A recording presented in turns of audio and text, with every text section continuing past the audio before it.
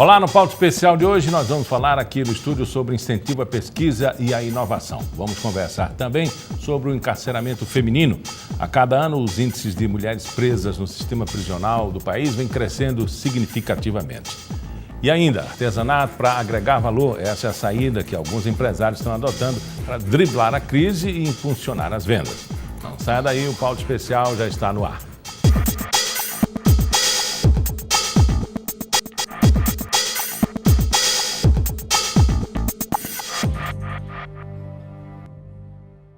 Alguns empresários alagoanos estão agregando valor aos seus produtos usando o artesanato feito no estado. Poltronas de alto padrão cobertas por renda de filé, couro de tilápia e fuxico. Esta renda para os artesãos e para os empresários também. O artesanato de Alagoas é considerado um dos mais bonitos do Brasil.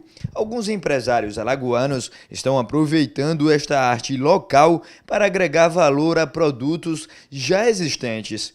Manuel trabalha com móveis há quase 2 décadas, mas foi apenas há 2 anos que ele descobriu que o artesanato produzido por aqui poderia gerar um crescimento no faturamento do seu negócio. A gente participou de algumas capacitações, fez alguns cursos de design, de conhecimento, viajamos até para fora do país mesmo para a gente buscar mais experiência naquilo que nós trabalhávamos e voltando, né, a retorno das viagens, descobri que a própria matéria-prima que eu queria, o diferencial, estava aqui em Alagoas mesmo. Em cadeiras consideradas de alto luxo, Manuel aplicou artesanatos produzidos no estado. Nestas poltronas tipo egg, ele utilizou rendas como o fuxico e o filé produzidos em Marechal Deodoro. Nesta outra poltrona, modelo Swan, ele utilizou o couro de um peixe chamado tilápia, produzido por uma associação de artesãos da cidade de Piranhas. Além de gerar renda para todos estes artesãos, as poltronas passaram a ser mais procuradas e tiveram um acréscimo no valor de cerca de 45%. Manuel descobriu que o artesanato alagoano poderia dar um diferencial aos seus estofados a partir de um projeto desenvolvido pelo Sebrae de Alagoas para motivar os empresários a desenvolverem suas peças de olho no segmento de alto valor agregado. A gente levou o grupo para Milão para conhecer as novas tendências, o que pode estar acontecendo nesse mercado aí afora.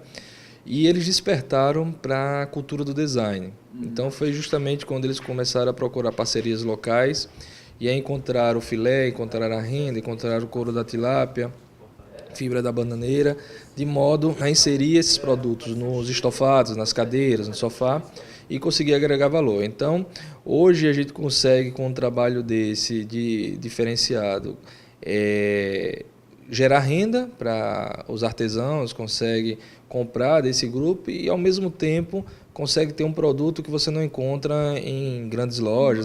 A Alagoas vem dando passos importantes para o avanço da tecnologia, ciência e inovação no estado. Recentemente, foram lançados 2 editais através da Fundação de Amparo à Pesquisa de Alagoas FAPEAL, que atenderão a comunidade acadêmica com apoio à realização de eventos técnicos científicos e a participação de pesquisadores alagoanos em eventos desta temática no Brasil e no exterior. Para conversar com a gente sobre esse incentivo, aqui comigo o presidente da FAPEAL, o economista Fábio Riedes. Pelo menos 2 importantes projetos. Já está em andamento, já está aberta a inscrição, a participação aberta? Tudo bem, Miguel. Bem, eles já foram lançados dia 24, com a presença de toda a comunidade científica acadêmica, lá no Complexo Teatro Deodoro, com a presença do governador.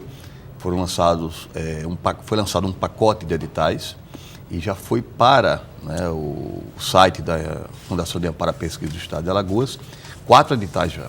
Temos 4 editais abertos, os 2 que você já citou, que é fomentar a participação de pesquisadores alagoanos em eventos nacionais e internacionais, e também o fomentar a organização de eventos científicos, tecnológicos e voltados para a inovação aqui em Alagoas. O ano passado, o primeiro edital de participação em eventos, ele financiou a viagem de 55 pesquisadores alagoanos. Desses 55, 28 foram para o estrangeiro. Aí você tem países como Austrália, Bélgica, Estados Unidos, Inglaterra, França, né? E um pool de países importantes que permite com que a comunidade científica ela interaja com outras comunidades. O de organização de eventos, no ano passado nós conseguimos fomentar 20 grandes eventos e a perspectiva é que esse ano possamos dobrar isso, porque nós dobramos os recursos. E isso traz para Alagoas também uma coisa muito interessante, porque ao organizar, fomentar eventos regionais e internacionais sendo realizados em Alagoas, você atrai muita gente, acaba movimentando a economia local, o setor de serviços, garantindo emprego e renda e gerando receita para o Estado. Então temos esses 2 editais já abertos e somados a eles, nós temos um edital de publicação de livros, que são originados da pesquisa científica alagoana, e também um edital para apoiar a edição e também a produção de revistas científicas, que já temos aqui em Alagoas, que estão ranqueadas no sistema de qualificação da Coordenação de Aperfeiçoamento de Pessoal de Ensino Superior, a CAPES, que é quem financia todo o sistema de pós-graduação em Alagoas, no Brasil. Em que se destaca o estado de Alagoas nesse campo de pesquisa? Olha, se destaca, por exemplo, na pesquisa do genoma, né? Tem um destaque internacional. Na parte também de TI, temos destaque importante, inclusive na parte de, ali na UFAL, temos o LCCV, que tem uma parceria muito grande com a Petrobras, então eles conseguem fazer monitoramento também e estudar a parte de mapeamento de petróleo, ou seja, águas profundas. Nós temos também pesquisa no campo da saúde, por exemplo, no combate à filariose e também formas de você diagnosticar e também corrigir problemas relacionados a lábio leporino, por exemplo. Então são pesquisas que são de caráter nacional, ou seja, são reconhecidas internacionalmente. Essa pesquisa já é para cientistas já com formação, pós-graduação, doutorado, ou tem alguma bolsa específica para o fomento do cientista principiante, o estudante que está na universidade, ele que está pesquisando agora? Veja só, Miguel, nós temos em Alagoas hoje 38 cursos de pós-graduação, né? Então, desses 38, temos dentro deles, são 16 doutorados e 38 mestrados. Então, a comunidade científica já muito densa, são em torno de 1.600 alunos de mestrado e mais ou menos 600 alunos de doutorado, envolvendo aí 850 pesquisadores doutores, né? Então, boa parte dos editais, ele atende essa comunidade. Diretamente aos pesquisadores e indiretamente aos alunos que estão matriculados nos mestrados e doutorados. Então, primeiro atende essa comunidade. Para o pesquisador principiante, nós fechamos uma parceria com a Secretaria da Educação do Estado para poder propiciar bolsas de iniciação científica, cultural e artísticas. Então, serão 100 bolsas inicialmente e também para o professor da rede estadual de ensino, bolsas para qualificação no nível de mestrado. São 50 bolsas.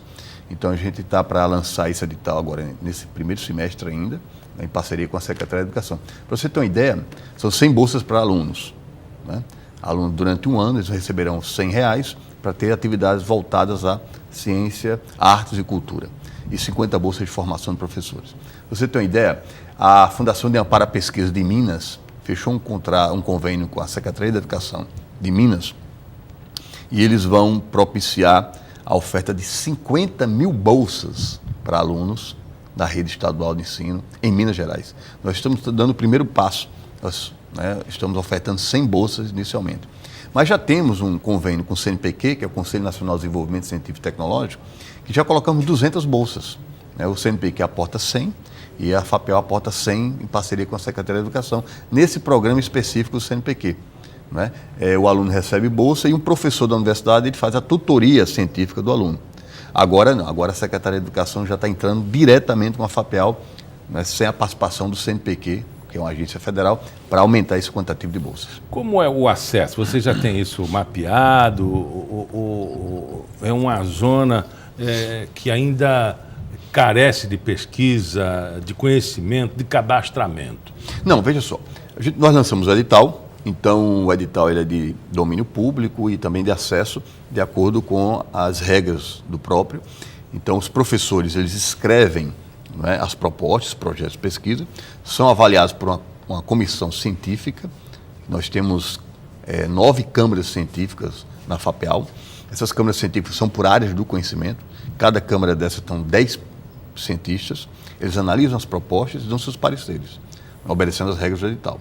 Então, no caso do pesquisador principiante, quem propõe é o pesquisador, e nessa proposição ele já coloca a quantidade de alunos que vão assessorá-lo. Então, esses alunos vão ser da rede estadual. E aí sim, entra a Secretaria da Educação mapeando, por exemplo, que é uma questão estratégica, quais são as escolas estaduais que poderão se candidatar a isso. Por quê? Porque sabemos que temos o projeto de escola de tempo integral, né? Então, para funcionar em tempo integral, é preciso também ter política de financiamento e apoio ao estudante para que ele permaneça na escola, né? Então, inicialmente, nós estamos trabalhando com a escola de tempo integral, né? Agora, a tendência é estender a quantidade de bolsas e também de acesso a elas, de acordo com o avanço do projeto de escola de tempo integral. O movimento estudantil tem reclamado dos professores, alguns que conseguiram galgar conhecimento científico, bolsas, pós-graduação, doutorado, mestrado, pós-doutorado, e que depois que ele conseguiu isso financiado pelo governo, ele deu as costas a tudo isso e foi para a iniciativa privada. Qual é o compromisso que tem esses bolsistas, esses cientistas, que o Estado possa amarrar esse compromisso para que ele preste o serviço à comunidade? Bem, na verdade é o seguinte, quando, por exemplo, a Fundação, ela proporciona bolsas para estudantes, né, iniciarem a sua curiosidade científica, não significa que o aluno ele vá virar um cientista, né, mas que pelo menos o aluno ele conheça o método científico para que ele possa compreender melhor o mundo, né? Compreender, saber realmente das verdades dessa máquina que move o mundo, ou seja, ele também possa fugir da incapacidade dele, diante de problemas tão complexos, ele não saiba tomar decisões, né? Então você está formando o ser humano, dando-lhe maior capacidade de conhecimento geral. Agora, com relação ao professor, quando você financia a formação do professor, né, subentende-se que ele, no mínimo, transfira, né, o seu conhecimento, traga para a sala de aula aquela qualificação que ele teve com recursos estaduais, né, no mínimo.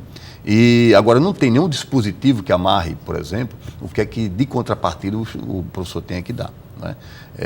Eu não sei como é que está a legislação em relação a isso. No caso, por exemplo, vou citar quando você faz doutorado ou mestrado, estando na instituição federal, no meu caso, eu sou professor da Universidade Federal de Alagoas, né? E quando eu sou financiado e sou afastado da instituição para fazer mestrado, doutorado, no mínimo eu tenho que, quando retornar da minha qualificação, eu ficar durante pelo mesmo período que eu fiquei afastado, trabalhando dentro da instituição. E não, por exemplo, eu assim que terminar o doutorado, não é, financiado pela instituição e também afastado por ela, no primeiro ano eu vou embora. Isso não tem sentido. No mínimo que eu permaneça pelo menos 2 anos que eu fiz mestrado, eu permaneça na instituição. E os 4 anos que eu fiquei afastado para fazer doutorado, eu permaneça mais 4 anos dentro da instituição. O incrível é que o Estado se preocupa com a formação, financia, prepara e, como o senhor mesmo disse, proporciona o conhecimento ao professor e o provável professor, adiante, que estava na abertura do conhecimento científico, de escolhas, de saber, de entender o que está acontecendo com o país. E aí o Estado de Alagoas aprova a escola livre, que o professor não pode opinar, não pode se manifestar.